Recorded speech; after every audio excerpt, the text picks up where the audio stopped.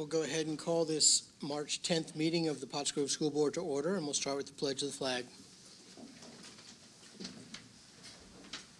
I pledge allegiance to the flag of the United States of America and to the republic for which it stands, one nation, under God, indivisible, with liberty and justice for all.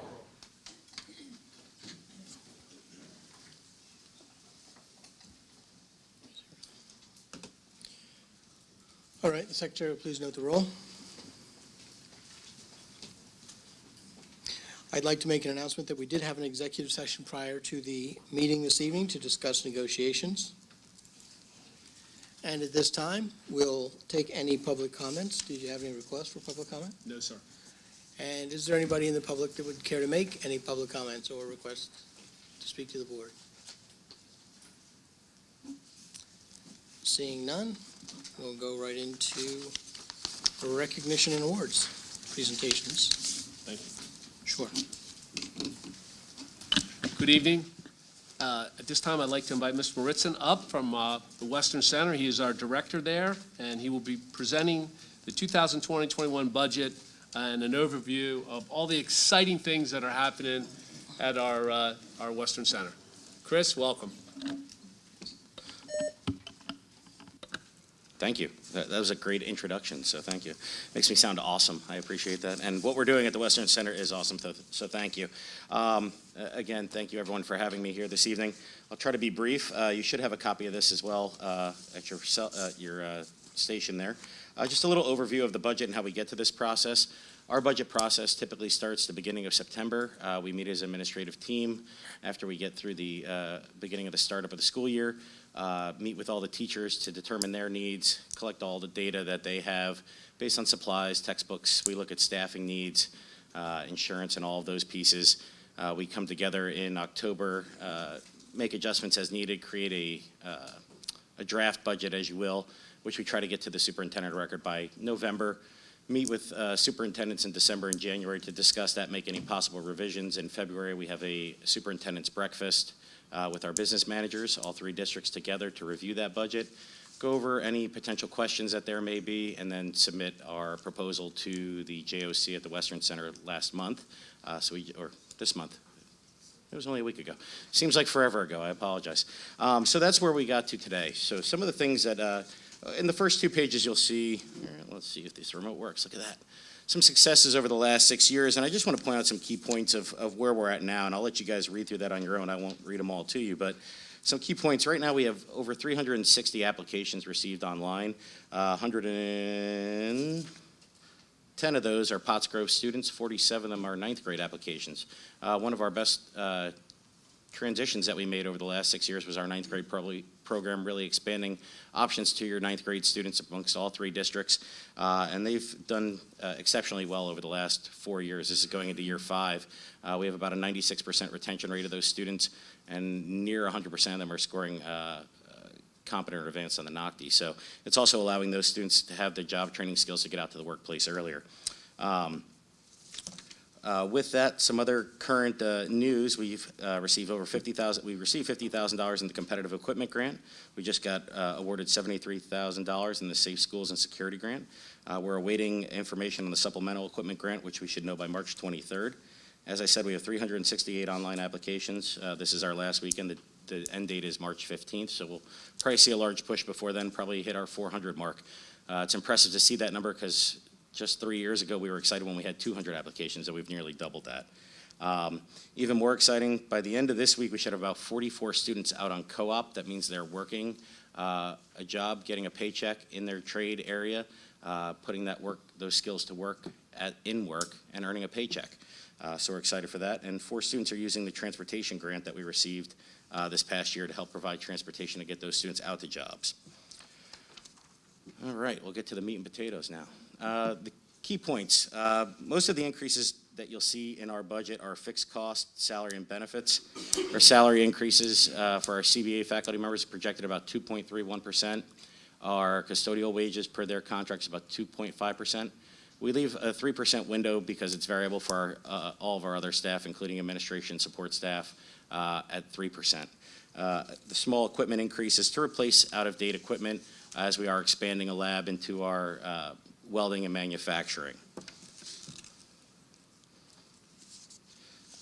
Overall, for the 19-20 budget, we were looking at roughly $6.5 million. Our proposed budget is $7.7 million.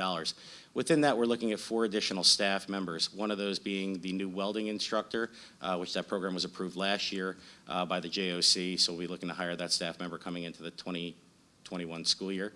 We're looking for 2 additional instructional assistants. As our student population has grown, so has our special education population. We currently operate at about 44% of our students with special needs in our program. So we currently have 3 instructional assistants for 17 programs.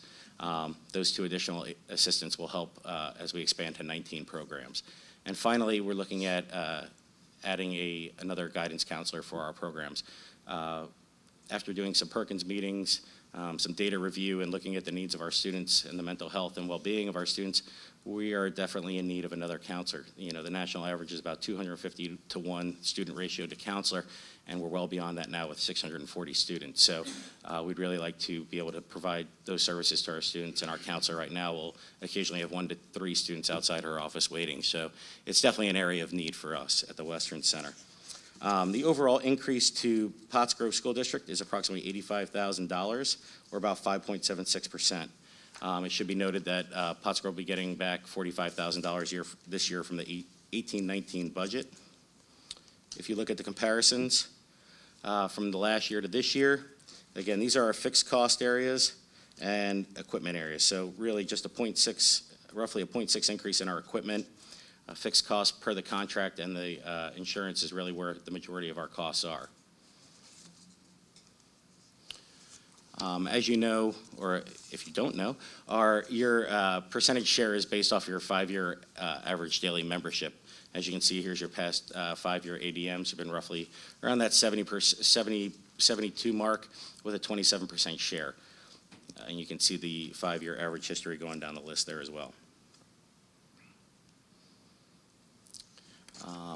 Within the member contributions, as you can see, the increase to Pottsgrove will be about $85,000. Springford will be about $211,000, and Upper Perk $103,000. Overall, again, with that $85,000 increase, you are looking at 4 new staff members for that cost, which is a pretty good steal as far as staff members go, full-time faculty. And finally, it's always been a pleasure to come over here and work with the Pottsgrove School Board. You guys have always been great supporters of us and the JOC as well. And Dr. Shirk is our superintendent of record. We've had great support over there. And we look forward to your continued support into the 2021 school year. And if you have any questions, I'd be more than happy to answer them.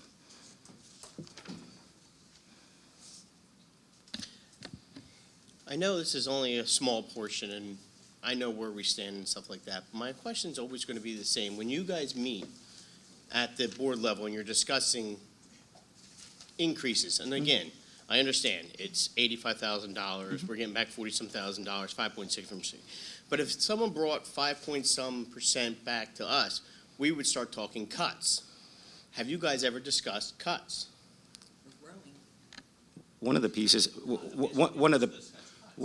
is that we're not a taxing agency, so we don't have the ability to increase taxes. That's because we're part of one third of 3 school districts from you guys. We don't have a budget increase. That overall increase of that 5% is really 0.000. You know, I understand it's minuscule. I'm just trying to figure out, in the term of discussing budget overall, do you guys discuss, okay, we have a hard number, a hard cap, and this is where we want to go.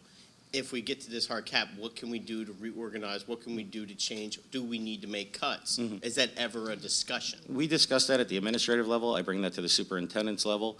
Really, I try to bring the most leanest budget to the JOC before we even have to discuss cuts at that level, because I try to keep it as fiscally sound as possible.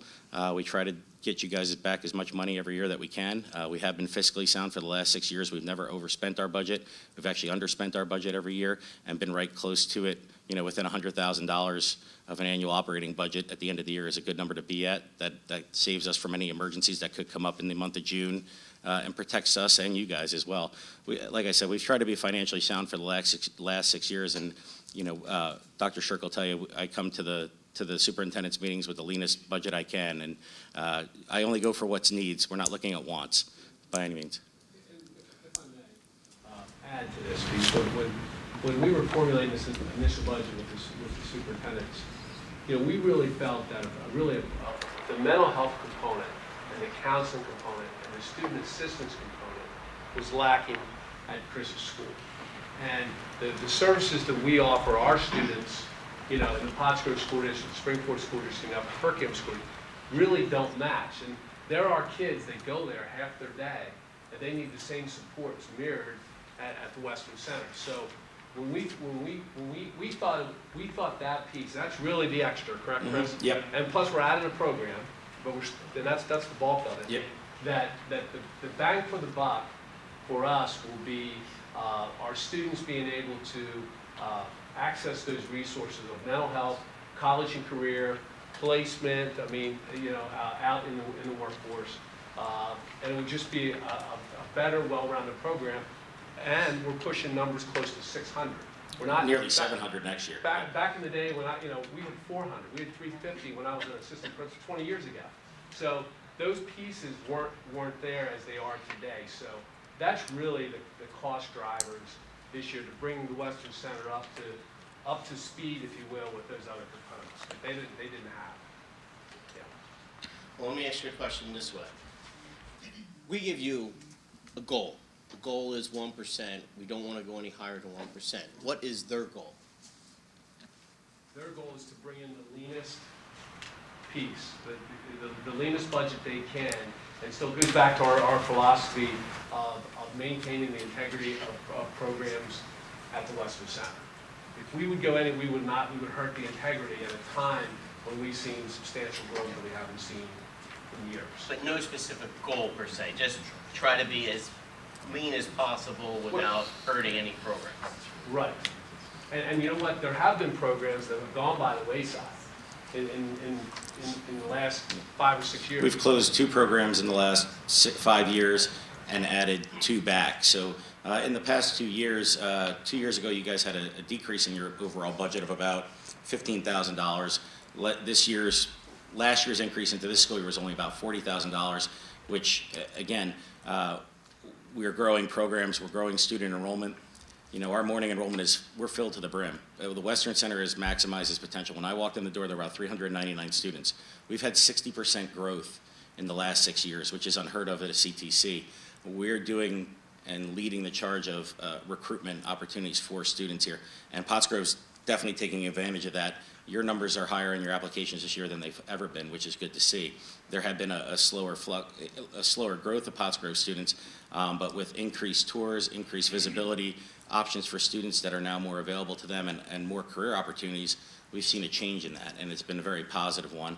And I think our numbers are going to be, I would assume, over 700 by the end of next week. We'll have an idea what our numbers are going to look like walking into the fall. But we've grown. We haven't gone anywhere, and our programs are sustainable. They're meeting the high priority occupations list. They're meeting the needs of the community out there. Obviously now they're hiring more. 2 years ago we had probably 7 kids on co-op. We have nearly 44 now. And that's tremendous. Our goal is to get those seniors out and get them into the workforce and having them be employed where they can earn a life-sustaining wage right out of high school, where they may not have to incur college debt. So all of those things put together, we've made an investment in those students. You guys have made an investment in those students over the years, and it's paying off.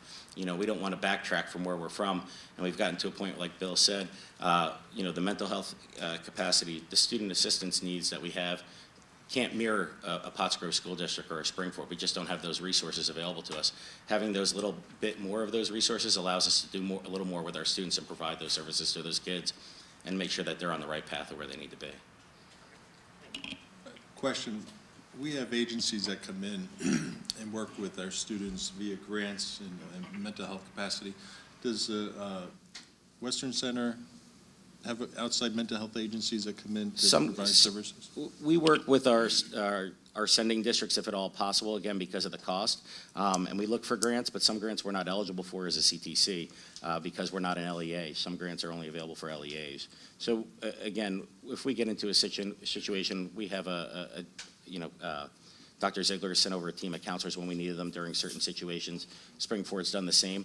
But on the day-to-day operations basis of things, we're in more need of those people as our student population has grown. It's nearly doubled in 6 years' time. So that's really where we're at.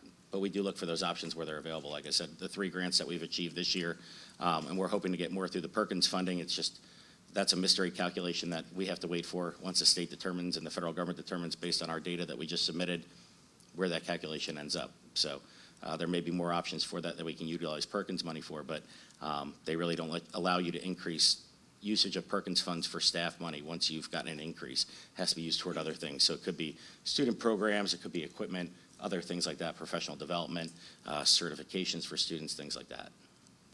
And if I may add too, one of the things that we piloted, and it's gone pretty well, is the superintendent of record and their HR staff and support have helped fill a big void at the Western Center when it comes to the HR component.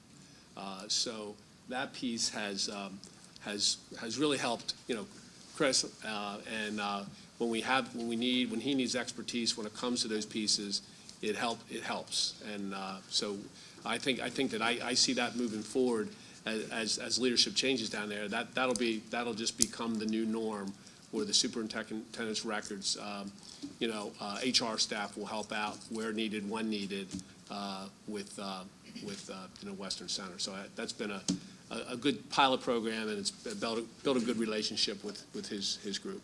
And it's provided a cost savings too, because then we're not hiring any more administrative positions. We have a very lean administration. It's myself, a principal, our business manager, and our IT director. So that's it over there. You probably said this, so I apologize. No worries.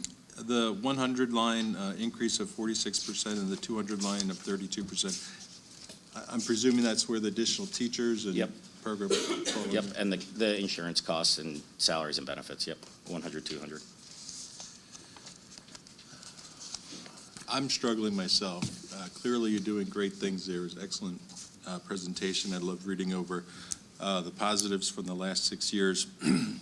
I just struggle when we're telling our administration, no more than 1% increase, and then to turn around and improve almost 6%. But on the other hand, I do see the positives and the needs, so I don't know.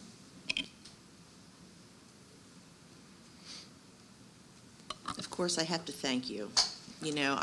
One of my biggest admirations are our students at the Western Center, and I'm such an advocate, and I love seeing the kids just excel and grow. And our staff over there, the administration, is always trying to seek out what are the next jobs, where can we take the kids, what can we do? And then I'm looking at this $73,000 grant. I mean, congratulations, Chris. Always thinking outside the box, always pushing to get what monies we can for our school. And I'm just very proud. Good job. Thank you.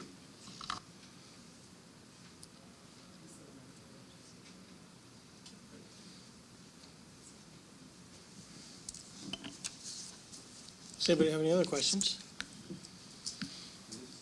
If not? When are we voting on this? Is that tonight? No. No. Typically, we take our to approval in April. They vote on that, and then typically it comes back to you guys in May, and the other districts as well. So usually the JOC approves it, then it comes back to you guys for approval.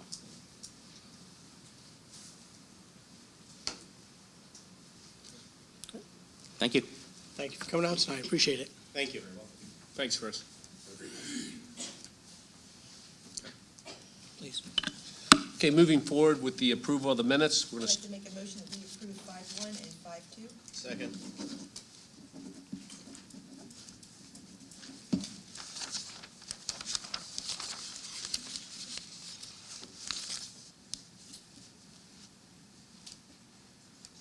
We have a motion and a second to approve 5-1 and 5-2. Are there any questions on the approval of the minutes for the two meetings?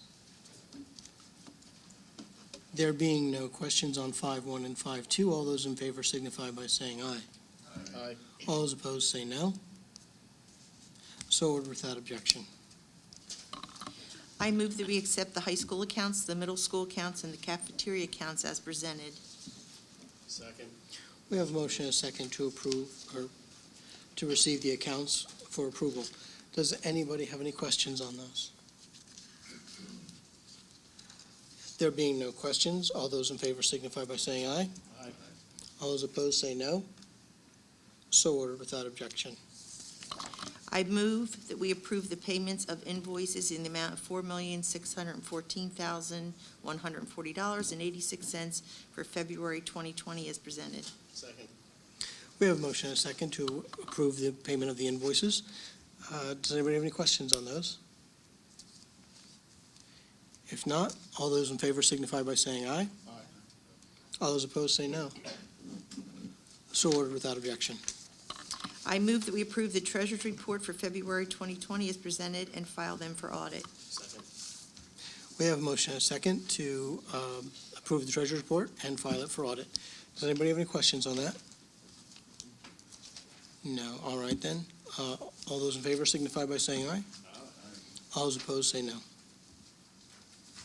All right. So ordered without objection. Okay, thank you.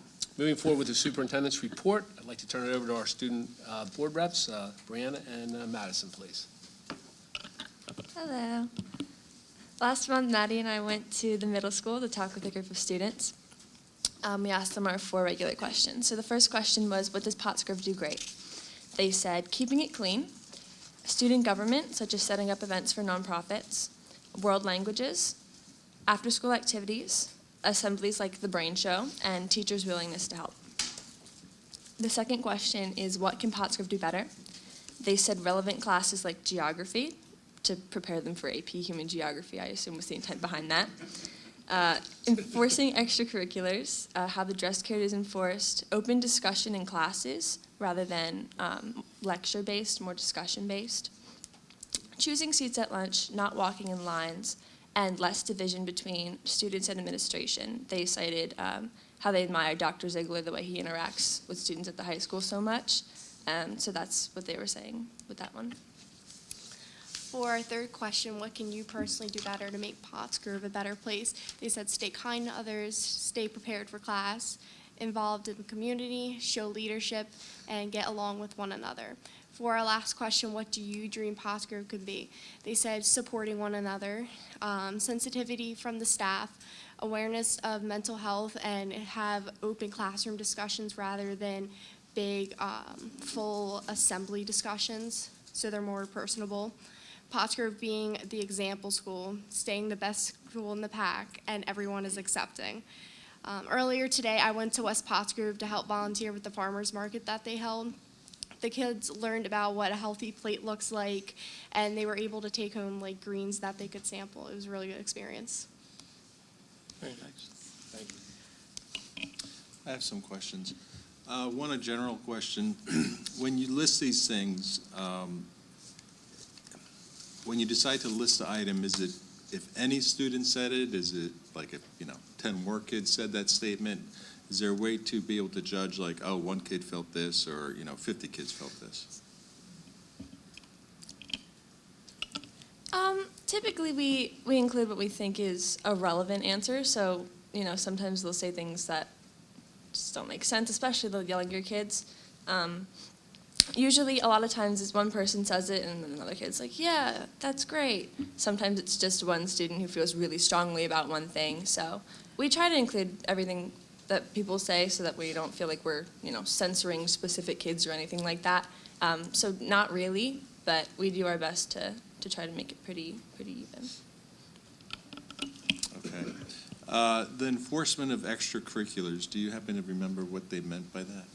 They were talking about like student government, the sports, the musicals. They said that the music program was just flourishing there and they loved everything about it. They enjoyed their sports and all their coaches that went along with that and all the clubs that they have. Like they have a fitness club, they have chess club, things like that they really enjoy, and it gets everyone involved. I think they want to see more people involved in that because the things are doing so well. They think they see their peers that aren't doing those things and they want, those kids to be encouraged to get out there and make more friends and be social and join clubs and do things like that because they love them so much. They want the other students to be encouraged to do them as well. That makes sense. Yeah. And any additional information, what was meant by how the dress code is enforced? So they had the perception that the dress code was enforced differently throughout each school, and they wanted to kind of be on the same line basis throughout all the schools. They felt like there was some miscommunication, like between the middle school and high school specifically.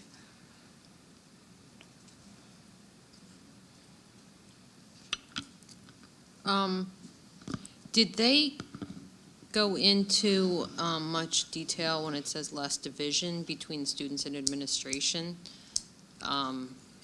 Was there any, I mean, because I see something like that, and that bothers me. Like I kind of said, they mostly just said that they enjoy how they see Dr. Ziegler getting so involved with us, and they see the things that he's doing at our school, and they would like to see just kind of more interaction, more things like Dr. Ziegler does at the high school.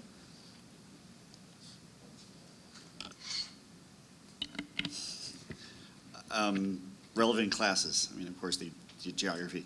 Were there others that and I guess this would also be one, like, was it just like one student said?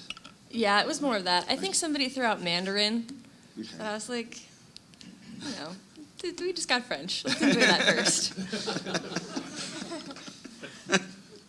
Okay.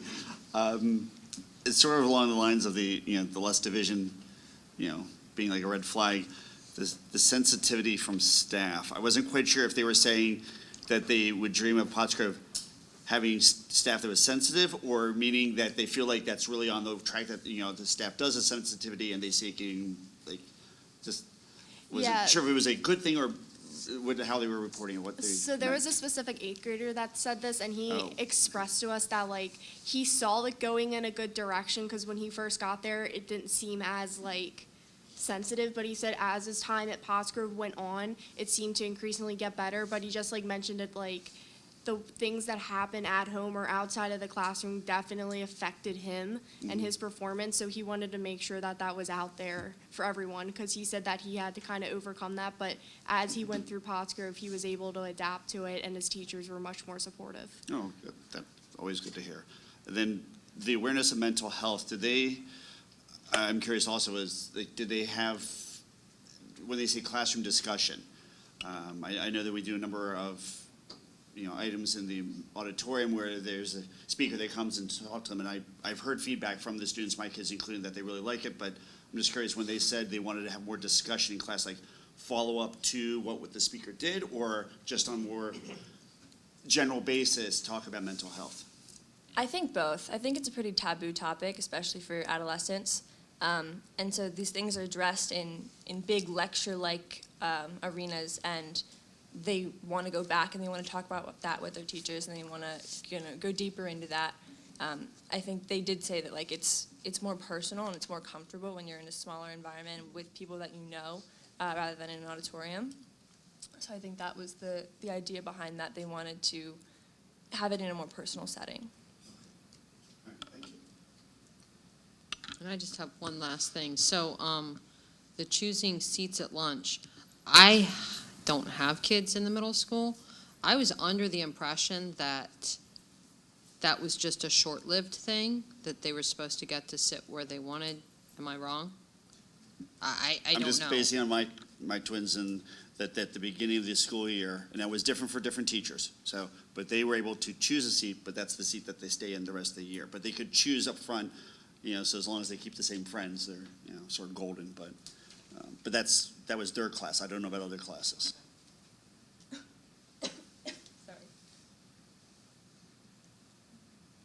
Yeah, that's the impression that we ended up getting from them. They said that they got to pick where they wanted, but, like, they would end up having conflicts halfway through the year, and then they were stuck with that person, and they wanted to move, but they couldn't move, so then it was, like, social conflict, and then it, like, reflected how their day went, and it was just, like, this big snowball that ended up rolling down that hill. Well, tell them I can relate to that.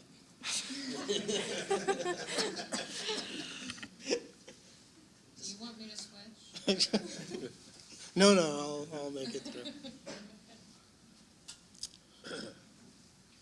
Well, thanks so much, guys. This one especially is sort of an eye-opener to us, so thank you very much. And actually, just sort of following what Bill said, is whenever you do these, if there are ones that are really strong consensus as opposed to an outlier that sounds really relevant, those are good to hear. But if it is one of those things where, like, these items were hot topic amongst a number of the students, it'd be nice to know that differentiation there, so. And just one more thing, Dr. Shirk, sorry. They've come to us now with, you've gone to what, Ringing Rocks or West? Yeah, I think we've been to every school at least once. We're like making our second go around now. Okay.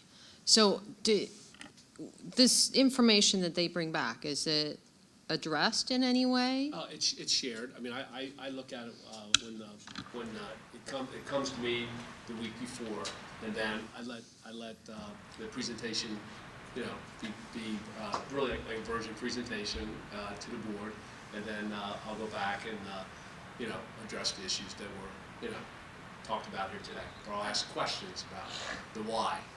Okay. Yeah, and perception.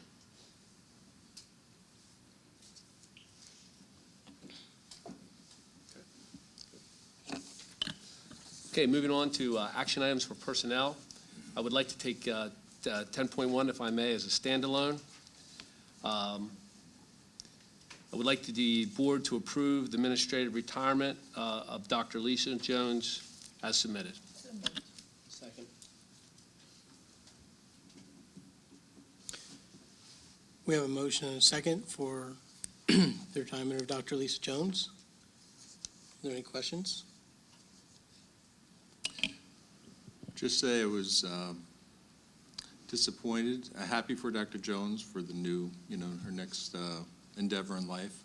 I think this is going to be a loss to Ringing Rocks and to the district. Received a call from a parent today who's had several kids in the district over the last 30 years and said, Dr. Jones, she was the best, and I know a lot of staff and other parents and students certainly feel the same, so she will certainly be missed. And I like to just piggyback on that. I got to know her a little bit with my two grandchildren attending Ringing Rocks, and she was phenomenal. She was just really a sweet person, went down to every student and talked to them and worked through their problems, and I feel the same. It's going to be a loss for us, so I do wish her the best, and I miss her. Agreed. I think she was somebody that brought a lot of value to the district, and I think she will be missed, so thank you for that. And I would just like to add that, we appreciate her collaboration with us as administrators. We appreciate her time she spent with her teachers, and obviously the Ringing Rocks community. So we wish her all the best in her retirement. Moving on to 10.2. I'd like to make a motion, we approve 10.2. I'm sorry. We did. We have the motion in the second. I'm sorry. We had the comments, so all those in favor signify by saying aye. Aye. All those opposed say no. So ordered without objection. Now, before we combine, I'd like 10.5 to be a standalone if we could do. Yeah, I was going to make a motion that we approve 10.2 to 10.4. Okay, 10.2 through 10.4. Does anybody have any questions on those? If not, all those in favor of 10.2 through 10.4 signify by saying aye. Aye. All those opposed? No, I thought we had a second. Oh, did you second? Yeah. Yes. No, we had one. It was Al. Al was the second on that one. All those in favor signify by saying aye. Aye. All those opposed say no. Okay. Now can we have a motion on 10.5? I'd like to make a motion that we approve 10.5 supplemental appointments. Second. We have a motion and a second on 10.5. Does anybody have any questions on 10.5? I do have one question, and it's not in particular of anybody here. Is there a limit on how many supplements one person's allowed to have, or are we making sure that if one person has 10, 15, 20 different assignments, that it's not hindering on any of the others? We had that in the past. We've had that in the past. We do our best to, again, some of it's sports specific, so you have to have a certain, a certain area of expertise.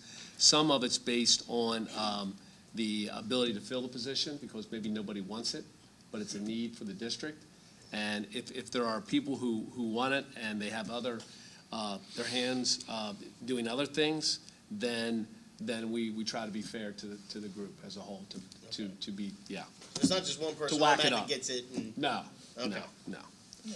And I think if I remember correctly, I know in my tenure here, that has been a concern, and we've relayed that message to our administrators as well to, spread those different, those supplementals around. And if it's a tie, the tie goes to the person that doesn't have any, and we keep that in mind. But sometimes people don't fill it. We can't get anybody to do it, and we need someone to fill it. But Okay. And it's reviewed annually. yeah, correct.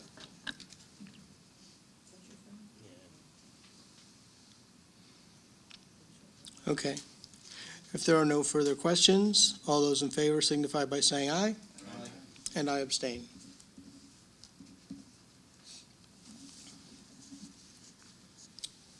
Okay, moving on to 10.6, student-teacher placement.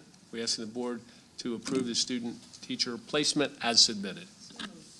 Second. Motion and a second for Mr. Leach. Does anybody have any questions on the student-teacher placement? If not, all those in favor signify by saying aye. Aye. All those opposed say no. So ordered without objection. Moving on to business items, 11.1. We're asking the board to approve or award the bid of 23 smart UPS units by DISYS Solutions Incorporated, the lowest responsible bidder in the amount of $48,780.01, less the E-rate as presented. Second. We have a motion and a second on the UPS bid. Does anybody have any questions on this?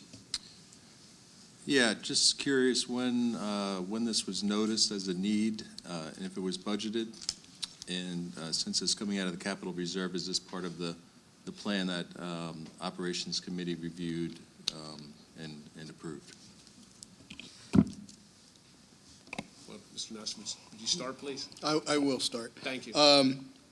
Every year, we have an E-rate cycle that comes around, and we look at things at that point in time that we feel we need. We solicit bids for them, and then we bring them to you and for you to decide what to do. This year, we had budgeted $350,000 for the new network infrastructure, which is down on 11.4 of the agenda. By going through this process, the cost came in substantially lower than that. Plus, we're getting E-rate compensation, which will give us about 60% discount on that. So in speaking with Mr.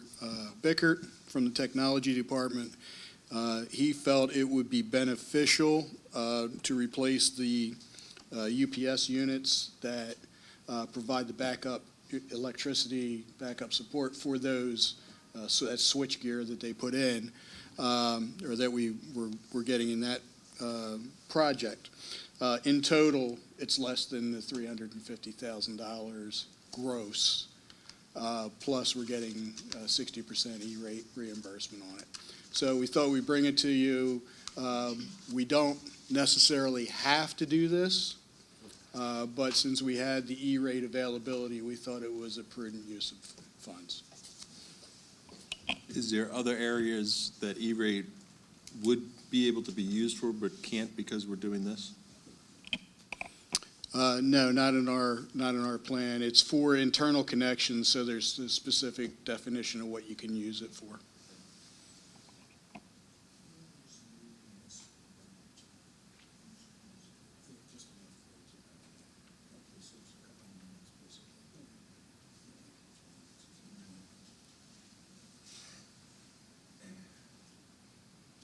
Okay, are there any other questions?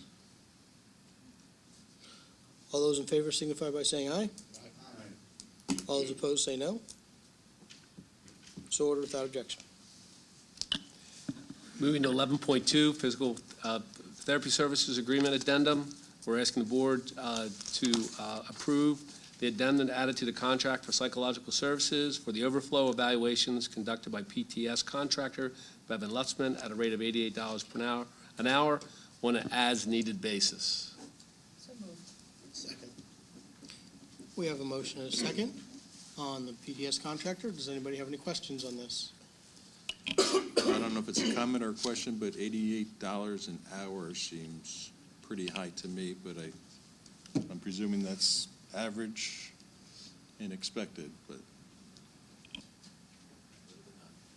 I know for like physical therapy, $80 an hour is cheap. So I'm gonna guess that for psych services, that's probably still sort of on the cheap side, just a guess. It's really within the ballpark through contracted agencies. I did add this as an addendum because it's higher than what we are paying PTS contractors currently for this provider. We're seeing that we need additional psych support this time of year.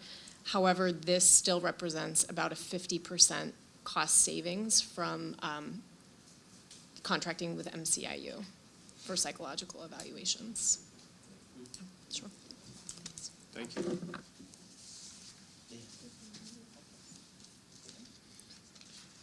Do we have any other questions? If not, all those in favor signify by saying aye. Aye. All those opposed say no. So ordered without objection. 11.3, internal fiber connections. We're asking the board to approve the contract with KIT Communications, the lowest responsible bidder, to provide and install fiber connections in the amount of $5,586.80, less the E rate as presented. make a motion to combine 11.3 to 11.5. And I'll second that. How about 4-2? Can we do 4? 3, 2, 2, 5. Gotcha. All right. 3, 4, 5. Okay. I'm with you now. Sorry. 3, 4, 5. And I think I heard a second from, okay, we got the second. Okay, so we have 3, 4, and 5 combined, and we got a second. Does anybody have any questions on 3, 4, and 5? If not, all those in favor signify by saying aye. All those opposed say no. So ordered without objection. Moving forward to action items for education. I'd like to make a motion if anybody would have objection if we approve 12.1 through 12.8. For action items under education.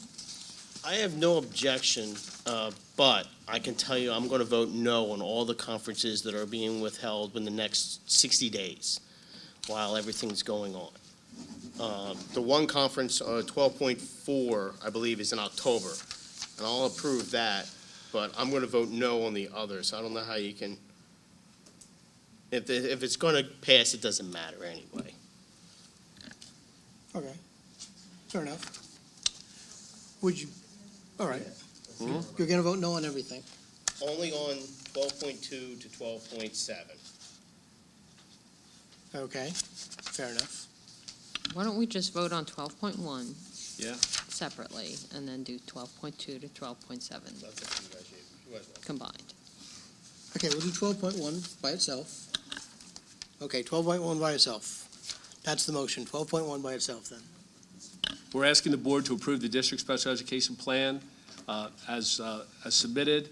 That date is from July 1st, 2020 to June 30th of 2023 as submitted. So moved. No? Okay. 12.1's Let's cancel.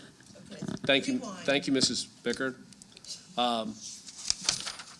The Pottsgrove Special Education Plan, 2020 through 2023 is now up for public review for the next 28 days. So, 4 days. So what we're asking the board to do is to review this, and then we'll come back, March or April? April meeting for approval, It sounds like a per PDE. Recommend review. Homework for the board. Okay. Recommend review. Okay. I guess we could acknowledge it now or acknowledge it then, the amount of work that went into it and the work of the special education department and all the work that they do to put that together for us. It's a comprehensive document that it really is quite a lot of work, and I just want to thank the department for getting that done. Thank you.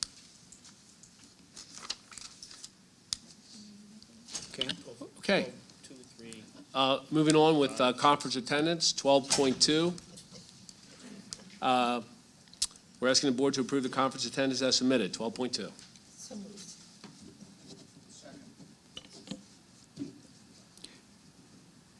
I thought we were combining 12.2 to 12.7. It's up to you guys. It's up to you guys. Didn't hear anybody, so I I was waiting for somebody to say something. Carried on. I move to combine 12.2 and 12.7. Yes. Second, yeah, there you go. 12.2 to 12.7, okay, and we have 12.2 to 12.7, and we have a second. Does anybody have any questions on 12.2 to 12.7? Just to let the public know, I'm going to vote no for these conferences, not because I'm voting no for any conferences. It's only due to what is going on with the health situation in the community and such. So I'm going to vote no for any conference that occurs over the next 60 days.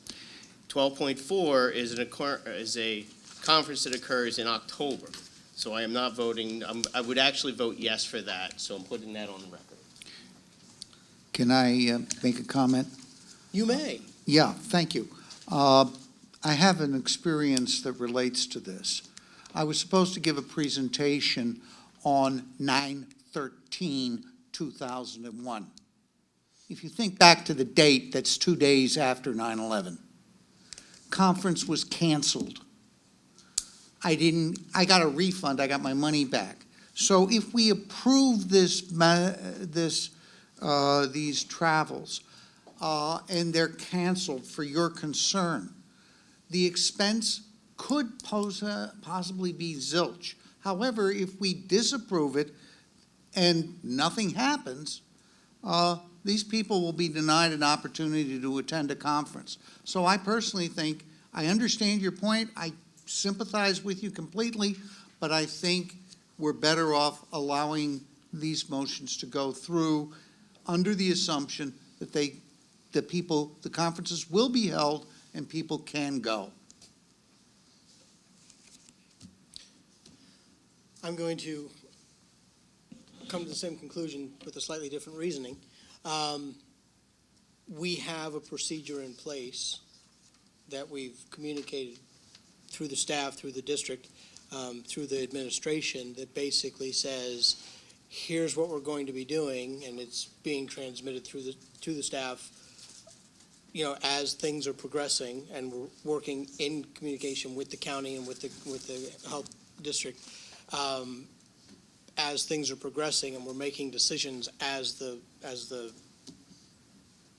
situation changes, and I think we should be guided by that process as it goes forward, and not presume what's going to happen on any given day at any given time, and not make decisions in advance.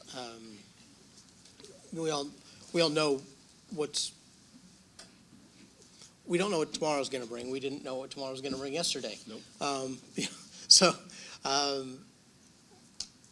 rather than trying to, project out, next week, next month, whatever, let's just let the process be handled and let the administration work through the process and work with the county and let it go forward. And that's, so coming to the same conclusion, slightly different process, and let it just go forward as is. So I agree with you. Short version. So that being said, does anybody else have any comments? All those in favor signify by saying aye. Aye. All those opposed say no. Nay. Okay, very good. Motion carries. 12-8. Mentor teacher. I'd like to make a motion that we approve 12.8, the mentor teacher. Very good. Short and sweet. Motion and a second on 12-8 to approve the mentor teacher. Any questions on the mentor teacher? If not, all those in favor signify by saying aye. Aye. All those opposed say no. You did this, didn't you? So ordered without objection. Chuck. Joint Operating Committee. Again, it was so nice to have Chris come here, and I think that's one of the nicest things we can do is have him come and explain his budget to us so we can all understand. He actually said pretty much my whole report except for the car and craft show. I mean, we had a couple weeks ago, we hosted over 32 classic cars, sports cars, 30 crafters were there, and over 90 Jeeps for the first annual indoor car and craft show. And in the garages in the auto tech, they actually had vendors coming out to show you how to teach them how to do certain things to their Jeeps. And there was a ton of vendors there, so that was a hit. And all the monies that were raised were broken down to different fundraisers, which was nice. But the one thing that really got me is they had a breakfast that raised over $1,200. But Chef Arn she made 1,200 pancakes for the breakfast, which just blew my mind. So the auto department raised $2,400, the Bruno Scholarship. Again, that's one of our instructors, Mr. Bruno, who was in a tragic car accident. They raise money every year and give a scholarship out to a student. Skills USA all raised over $400. So it was nice to see everybody there together. The place was packed. And it's a good showing for the first annual. And that's all I had. Thank you, Mr. Mayor. Moving on to committee items. I'll make a motion to combine 14.1, 14.2. So moved. Second. We have a motion to approve, or to accept the minutes of the two committee meetings. Does anybody have any questions on those two? If not, all those in favor signify by saying aye. Aye. See, he had an ulterior motive. He just wanted to get to his meeting. Mr. Parker. All right. So it looks like we had, we did have several policies that we reviewed, but it's not as bad as it looked. So 222, tobacco and vaping devices. The first several policies we reviewed, we did so due to changes in legislation to basically include vaping devices and that kind of terminology. The only thing of substance that we changed, besides correcting the wording, adding what they required us to add, was we added bus stops to the list of where these things would not be permitted. So that was moved to 30-day. 323 made the same changes. 323 is the same policy, but for employees. So those additions were made. 904, public attendance. The policy was open for the same purpose, to add this terminology of the vaping devices. But after some discussion, we decided we wanted to go back to athletics committee and co-curricular committee and get their input on two issues. One, something that Mr. Leach had brought up as far as who all should be able to get into events for free. We felt it more appropriate for that committee to decide that, and then we would correct the policy language as needed. Second issue, we would like to see some terminology put into the policy regarding behavior of those in attendance at our sporting events and other activities. But again, we look to that committee for some language in that regard. The rest of the policies were addressed due to the compulsory age change that we all know is coming out. So we had to correct any policy that addressed ages of mandatory student attendance. So 201, admission of students. 204, attendance. 208, withdrawal from school. And 233, suspensions and expulsions were all addressed for that reason, and the changes made and all sent to 30-day review. So every policy was sent to 30-day review except for 904, public attendance. Any questions? That's my report. Thank you.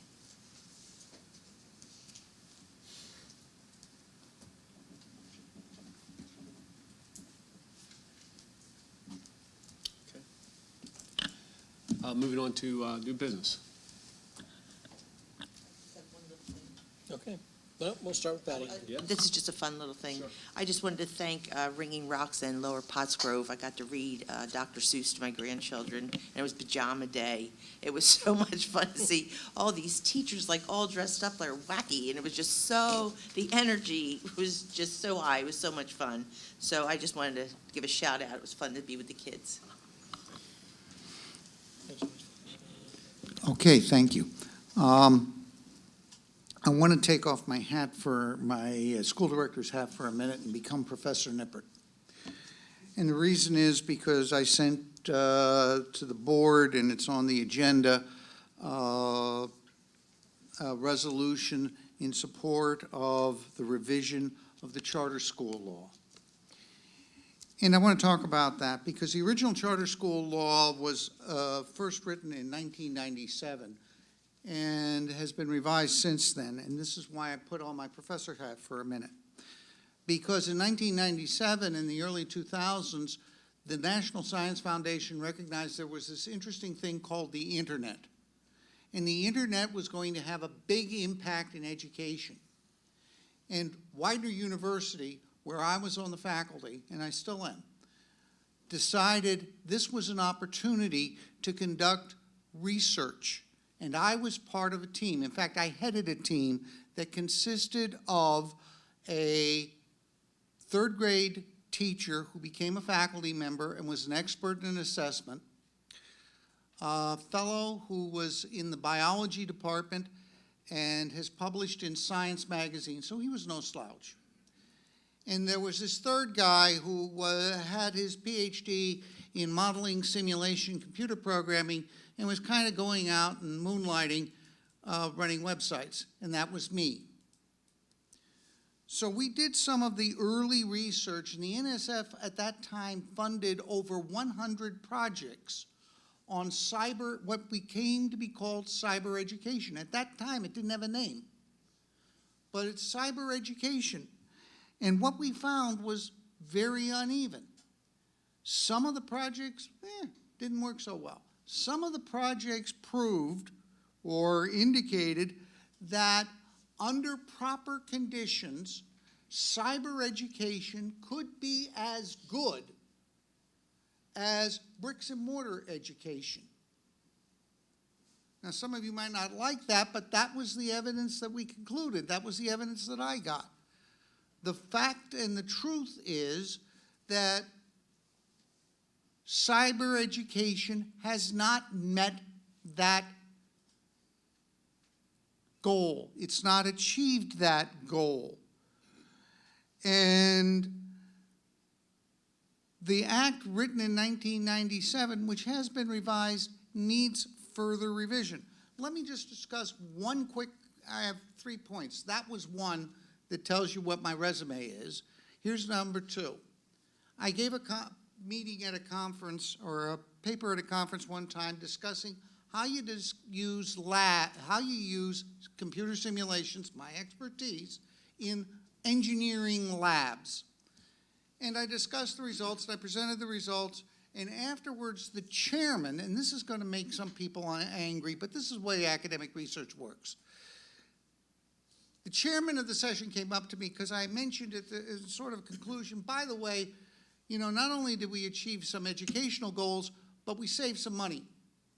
Because you're an engineer, you understand what engineering labs are like. The equipment's expensive. If the kids mess up, it's going to cost money to repair it. So I mentioned casually we saved some money. And I kind of tried to do what I try and do in these kinds of things. I sort of made a joke out of it. Hit your dean up for some extra money, because if you do this, you can save some money. And the chairman of the session came up to me afterwards, and he was sort of indignant. And you can imagine what he said. You can imagine what he said. He said, "We don't want you to talk about money. We want you to talk about academic results." My point is, and it's relevant to this cyber legislation, that the costs for cyber education are figured differently than the cost for bricks and mortar education. That's what Dave was talking about in our session before this. That's what everybody knows. The formula from the 1997 formula is based on what it costs us in a bricks and mortar education. So that's my second point. Money. Costs for cyber are different, and we need to adjust it. And the second point is something that was forwarded to you, I believe, by Dr. Shirk. Act 7 of 2019. I think most of you got it. Act 7 shows the way the state of Pennsylvania behaves towards cyber schools. And that what Act 7 says is that, oh my God, students should be taught CPR. That sounds pretty neat. I'm in favor. Hey, I'm 72. I really want you to know CPR. Okay? Well, you read the legislation. Well, the state's supposed to set some rules, which it hasn't set yet. And you grumble about unfunded mandates and grumble. But here's the point. I'm reading from the law. A cyber charter school may provide the instruction under this section, CPR, through the internet or other electronic means. Here's the fun part. If the cyber charter school provides instruction under this section through the internet or other electronic means, the cyber charter school shall be exempt from the academic standards and guidelines of this subsection. Here's my point. If you're going to have a heart attack in the state of Pennsylvania, you want the kid to be a kid who's gone to public schools, not to a cyber charter school. That's the way the system has been set up. That's why these people were priming you to talk about cyber schools. It costs us $2 million a year. That's $2 million that can't go to improving various systems, and that's what this program is aimed for. So I encourage all of you, and I encourage you out there on the other side of that camera, to look at the legislation. It's online. It's at the network. If you want to beat me up, well, you can try it.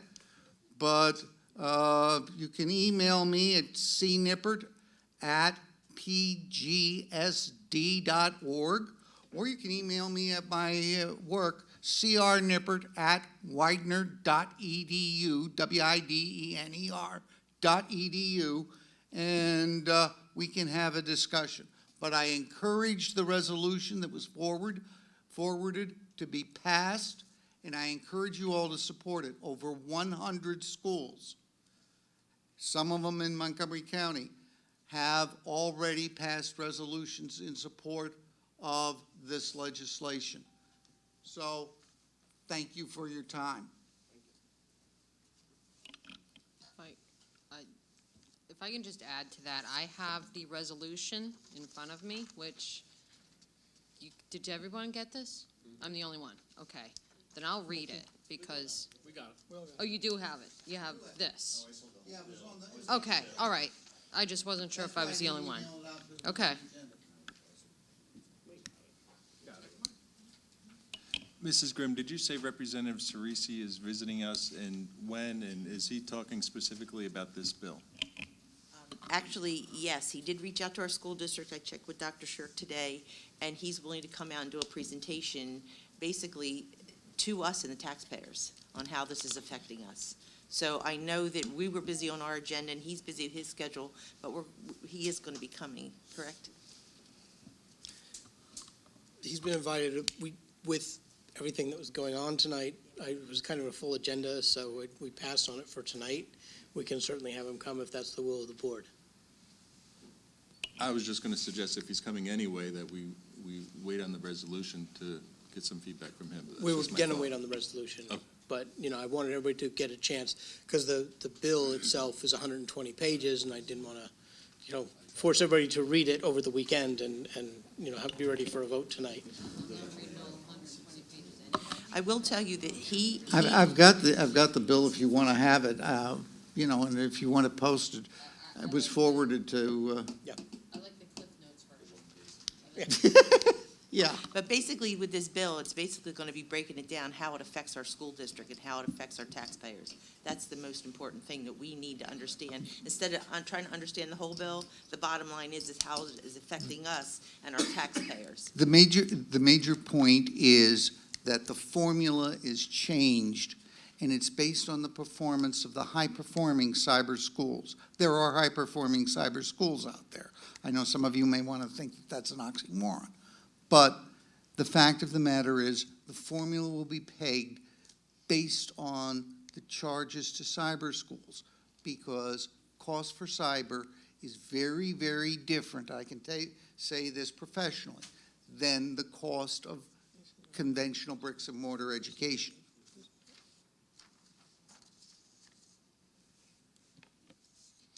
Yeah, the thing, and this was just something I was just checking about, is that it's a charter school funding reform, and as everybody should know by now, again, I'm an all source kind of guy. I don't object to charter schools, parochial schools, private schools, public schools. I want everybody to have an opportunity to get the kind of education that works best for them. Yes, I want to see reform to how charter schools are done. What we've got now doesn't work. Either the brick and mortar version or the cyber version. It's broken, but lots of stuff is broken. You know, I think our special education funding is broken. It all needs looked at. And I do want to look at this resolution. I want to look at the law, because a lot of times we go after things, and I've seen lots of reform laws proposed, and sometimes the legislation looks good, but what ends up coming out the other side of the sausage maker is worse than what I've got now. I don't know how that's possible in this case, but I've seen it happen 3 or 4 times already in the Pennsylvania General Assembly. I don't have much confidence in the Pennsylvania General Assembly, I'm sorry to say. But, you know, I might be willing to sign up for a resolution, because what harm can it do? So you might get me to go that far. So we'll look at this, and we'll look at that, and we'll be back in 2 weeks to do that. Yeah, I think it was Perkiomen Valley that just approved it last night. But, yeah, I want to make it very clear. 1997, when the law was originally passed, a lot of people didn't have an internet. And the work that I did was done on an internet before there was virtual reality. It was BF, before Facebook, before there was the modern means of communication. When I communicated with students over the internet, it was basically via email. And we would, or we might have a chat room. I'd set up a chat room. But those are very primitive ways to way you and I have meetings today in our with our employment, and what's going to happen if coronavirus shuts down Widener. And that's going to be a very different system. Coronavirus, let's use the right terminology. People are going to close down the university. Coronavirus isn't going to close down anything. So let's just. Okay, you're absolutely correct. But the point is that what happened with the 1997 law is that it is obsolete. You're right in one regard. In 5 years, we're probably going to want to revise this system. When you were talking about iPads versus laptops, some of you thought I was a woolly-minded college professor because I asked the question, what about speech recognition? Well, the reason I asked about speech recognition is because people have known for 20 years the QWERTY keyboard is doomed. We want to replace it with something. One possibility is speech recognition. The other possibilities are VR. And so what we want to do, the world 5 years from now is going to look very different. What law is passed, if any, may need to be changed because the technology has changed. So that's, cars are, this is becoming like a car. You have to replace it every now and then. If I can piggyback off of that, if that's okay. Couple questions regarding our preparation. First of all, thank you to Dr. Shirk and the administration, who's been really staying on top of a very evolving issue that's been mentioned a couple times, the coronavirus. We think it's challenging to make the decision to close for snow. Well, I think this has quadrupled that. Couple questions in regards to where we are at as a district in preparation. One, as far as if there's a need to close the schools to cleanse. We heard one school closed for 5 to 7 days. Do we know the length of time to do what's required? Is there a minimum amount of time? And what I'm getting at, is there, equipment or whatever that could be purchased and planned for so that we could have a turnaround within 24 hours? I don't know. I have no idea. That's just where I'm at. That's my first question to this. Yeah. We have positioned ourselves, Mr. Parker, to make those turnarounds as quickly as possible. I think, some of the things that the health department have asked several of our school districts was to do a deep clean, if you will. And with that being said, there were specific things that they wanted to achieve. So I think that we do have the capability. Mr. Carwell and his staff have prepared. I have an email with a laundry list of things that he has put into place and purchased that puts us in a really good position. It is such a moving target. I wouldn't want to say it's going to take us 1 day or 2 days. We would do it in a way that would be thoughtful and thorough. So, and I had an opportunity today to meet with the high school staff and the Ringing Rock staff. I'm going to continue to work my way around the district the next day, but to let them know that we would never put anybody in harm's way.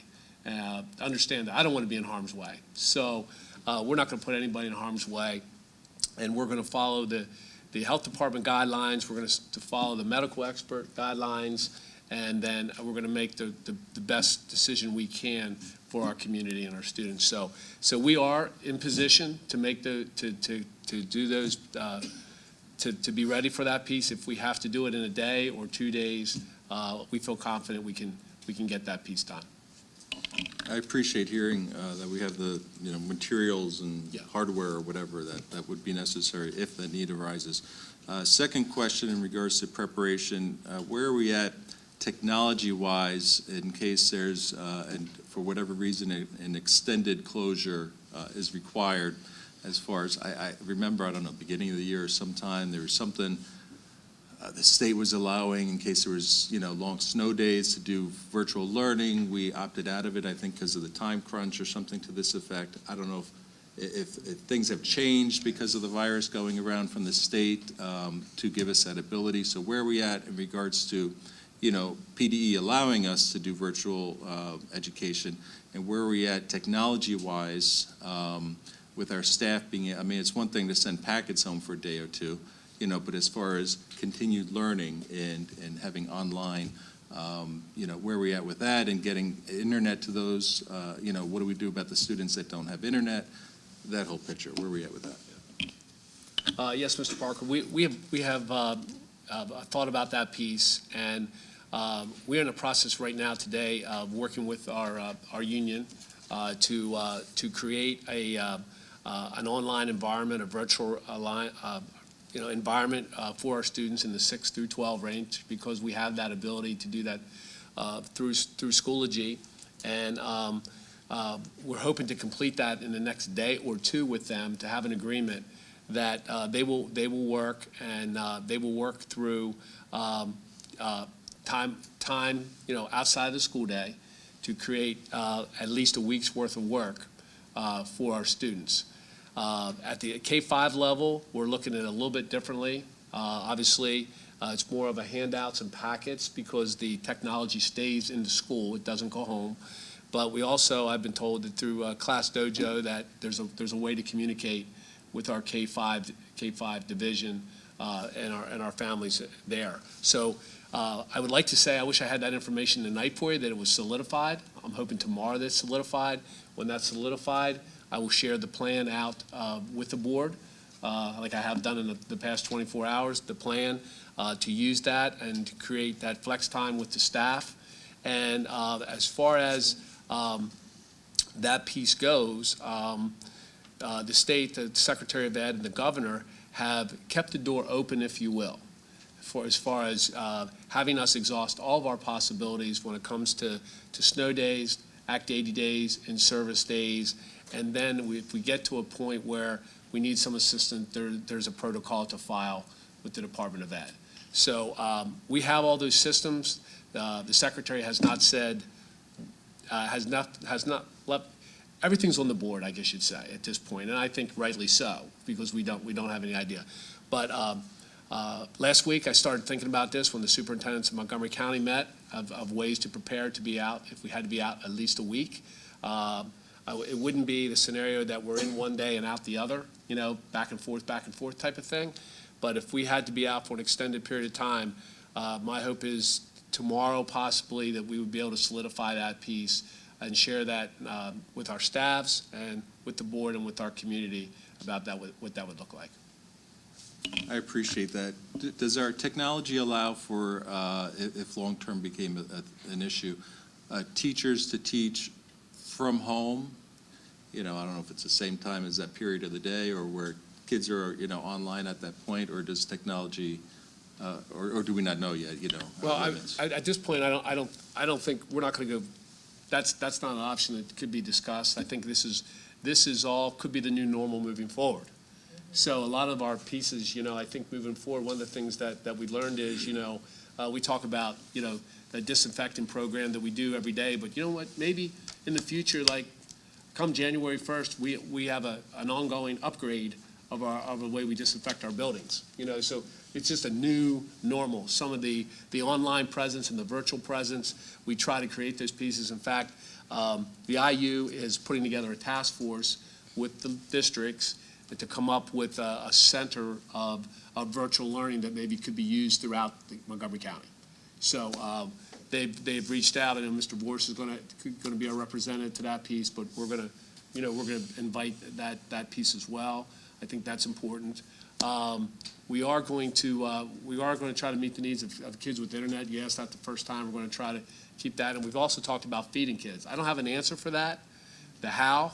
But that is a consideration that a lot of our free and reduced lunch students, between 35 and 40%, need a meal. So how can we do that in a way that would be that would work? So we've had that discussion as well with our team. And I will say that on Wednesday when we met with the superintendents, I had an opportunity to meet with the administrative teams. Dr. Harney, Dave Nestor, Ron Lincoln. I say their names because without these people, we would all be standing alone. So, Daniel, Tony, Kate, Kyle, Dave Ramage, Jeff Carwell, Gary Dorenzo, Bill Ziegler, Eric Daney, Todd Van Horn, Matt Boyer, Kevin Kirby, Terry Kohler, James Dargan, Lisa Jones, Steve Seiler, Perry Rosado, Steve Ansbach, have just been super through the process and have worked with us and continue to do their work, which is the nice part is it allows me and Dr. Harney, Gary Dorenzo, and Dave Nutt, depending on what the need is, we can go to them with expertise, get it back, and they can keep doing their job. When it comes to the business, it's pupil services, curriculum and instruction, nothing has missed a beat for us. So we're going to continue to operate that way, and the Department of Health has been very cooperative. You have to be patient. I've learned that on the phone last night. You have to be patient to get the answers that you want, and you have to really ask all the questions, and they do tend to rush you off the phone, but until I had all my boxes checked, I wouldn't let that person off, and I got the second in command. I didn't get anybody, I didn't get a dispatcher. I got the person right who deals with it, as you see, that stands beside Val Arkush. If you see her on TV, it's one of her people that are along her side. So we're going to continue to monitor. We're going to continue to do what we have to do and make decisions. It's going to be real time. So thank you for your support. Yeah, thank you. That was great information. Last comment I want to make is to the board, fellow board members. Since this is an unknown, we could only look to, other states and countries where it's been there longer than what it's been in Pennsylvania. I think we need to give some thought to the effect the economy is going to have because of outcomes because of the virus on our community. And I think we need to, I encourage us to consider what the long-term results are, at least over the next year, with what's happening in the stock market, what's happening or what potentially could happen to hourly employees if they have to stay home and this sort of thing. So, they're talking possible recession, the big unknown. And I think the government's, we hear the federal government talking about it as far as payroll taxes and that kind of thing, what can they do to help? I think the state governments need to do their part. And I think the local governments, we need to do our part. I would thus encourage and suggest, I won't make a motion, this is the first, time I'm putting this or anybody's putting this out there, but that we give thought to most certainly at a minimum, a 0% tax increase, that we really tighten our belt this year because of what we see, very likely happening, the high potential of, economic struggles for our community. At a minimum, 0%, if not some level of tax cut for this coming year, where we tighten our belt and then encourage and call on our local townships to then turn around and do the same.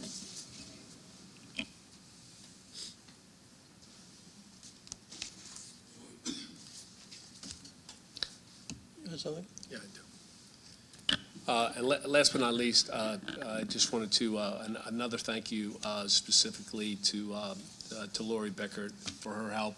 A lot of the correspondence that you get is because Lori gets them out to you. So understand, as I mentioned before, that it's a team effort, and it's a team effort with Dr. Harney and Deb Barilla and Lori and myself that we organize ourselves and get information out to the community and to the board in a really systemic fashion.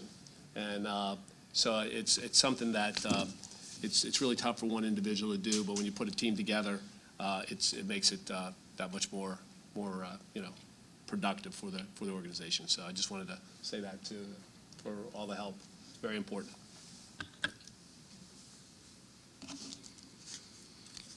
Okay. Do you have anything else for new business?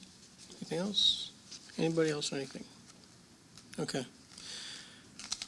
All right, so we've talked a little bit about the virus and the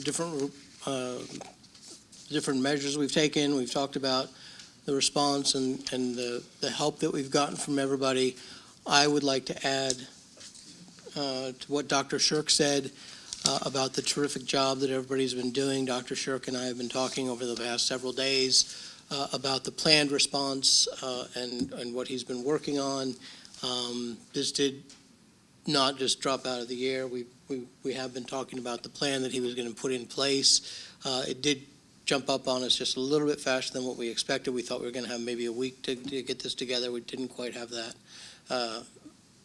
So there you are. What I would like to say is that we're going to continue to be as measured, as rational, as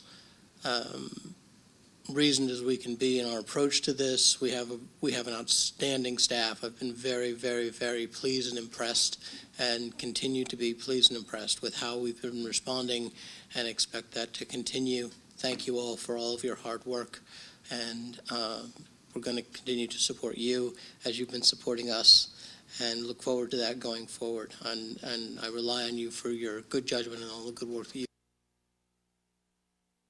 that to continue. I'll back you up on all the decisions that you make. Excellent, thank All you. right? Yeah. So that's all that I have. So we have an opportunity for public comment at this stage. Does anybody have anything they'd like to add or ask? Oh, look at each other. There being nothing that I see, I guess I should put my glasses on. A little trick, yeah. Anyway, adjourn to be in order.